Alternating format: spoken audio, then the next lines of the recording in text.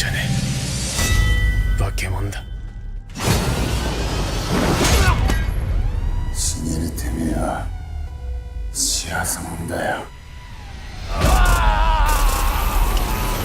奴は不死の剣士だ。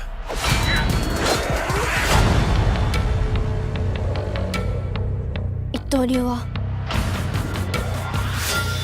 父上を殺し、絶対にくたばらない男がこの江戸のどこかにいる。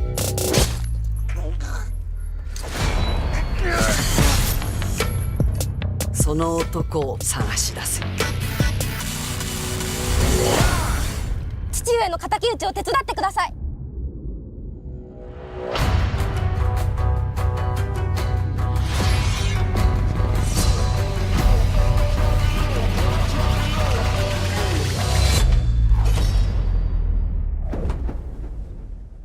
楽しもうぜ姉ちゃん。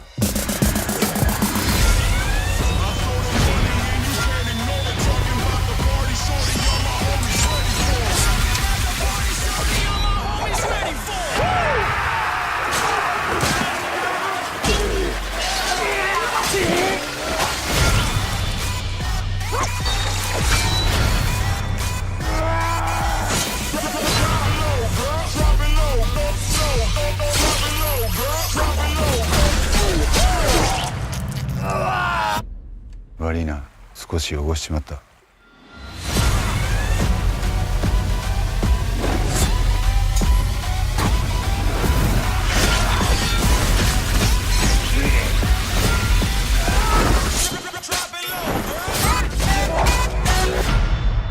万次さん大丈夫？